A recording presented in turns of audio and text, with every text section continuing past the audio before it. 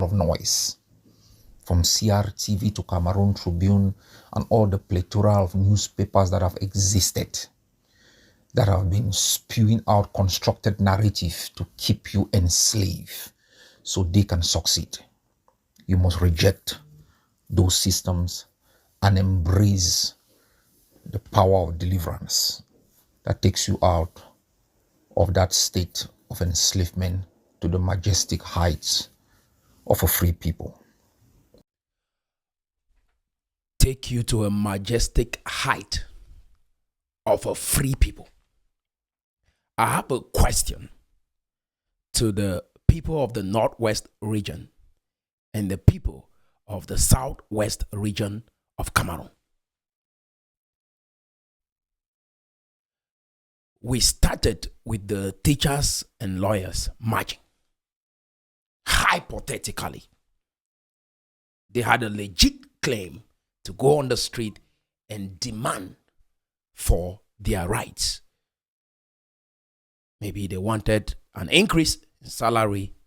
They didn't want Francophones infiltrating their educational system, and the lawyers didn't want the magistrates from the Francophone zone infiltrating their legal system. Let's establish that premise and think. This is the root cause of the problem. While they are out there marching, we are seeing signboards. But the assumption is teachers and lawyers were marching and demanding their rights. When you toil for 7 to 8 years, no nation sides with you, including nations within Africa, do not align with your mission. What does that tell you? Do we step back and evaluate what we are doing, or we assume that we are right in our own eyes and we keep pushing because of the brainwash that we've had from these leaders? I'm not downplaying that we haven't had some struggles in Cameroon. We have struggled as a minority people in Cameroon. I agree. And it is the case with every minority group around the world. If you take this case before an international organization and they said, okay, let's look at the footages. What started all of this? And they go back to watch the footage. And while they see the teachers and the lawyers marching, they see signboards of independence, signboards saying Ambazonia. Do you assume that the people will think it was only about the teachers and the lawyers marching? That is the first question we have to deliberate on. Now, there is a common saying that we had growing up, that if you're taking your bath, a madman comes and pick your cloth. You're left with two options. It's either you hide and look for something to cover yourself, or you run after that madman to get your cloth. While you're running after that madman, if that is the option that you choose, the assumption is now we see two mad people. But if you do not run after that madman and you look for something to cover yourself and then probably get cloth and cover your body, that is wisdom. You running after that madman makes you a madman. You covering yourself and look for cloth to put on your body makes you wise. What am I saying? The teachers and the lawyers went on the street, marching, demanding certain rights within their nation, which is a civil thing to do. Some people choose that option to go on the street and march and say, we want freedom. That is good. The leaders that we see today are not teachers and are not lawyers. They are members of either SCNC or Ambazonia group. Our nation knows this. It is well documented. Anglophones, we started running after these people. Today, we see them as the leaders, giving orders on what should happen on the ground. My question to you is, are these individuals teachers? Are they lawyers? Are they leaders of the lawyers' organization, or are they leaders of the teachers' organization? This is something that we have to reflect on as a people. Because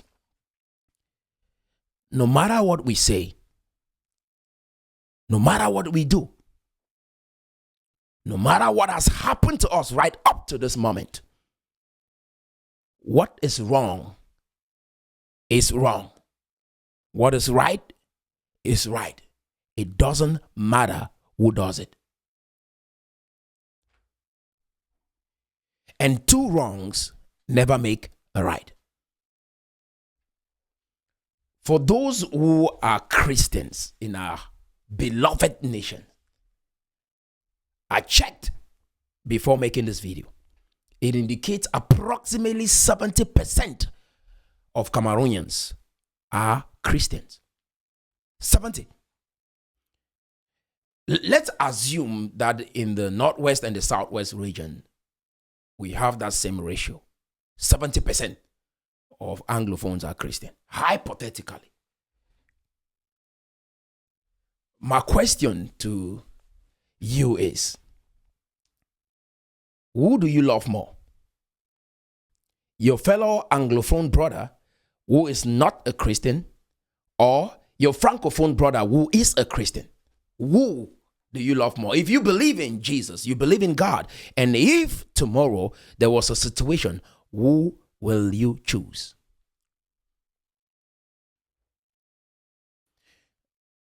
I want us to keep watching this video, but it will serve as a point of light for you. What I'm saying on this platform is not ordinary. God called me to liberate our people completely, not from some conditioning and brainwash that we've had over the years that has led to the manifestation of this crisis, which has led us to where we find ourselves today. If what you know, if what you've believed your entire life is the same strategy and path through which God will save you, and then that is not God.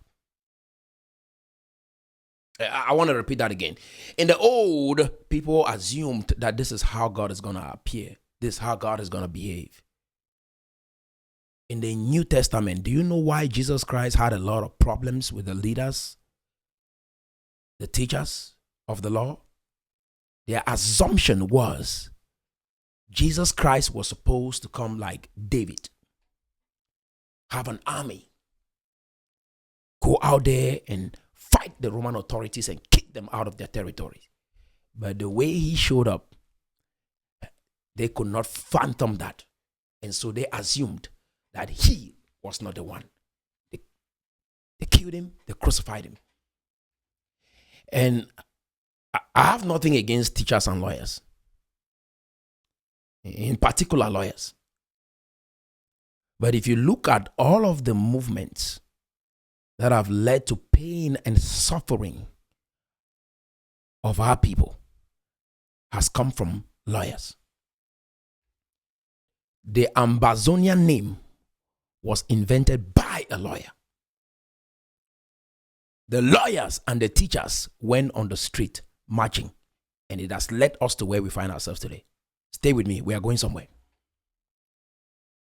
Jesus Christ was opposed by the teachers of the law. I want you to see some correlation, because this is time for you to detach emotionally and not follow dogma, but step back and reason.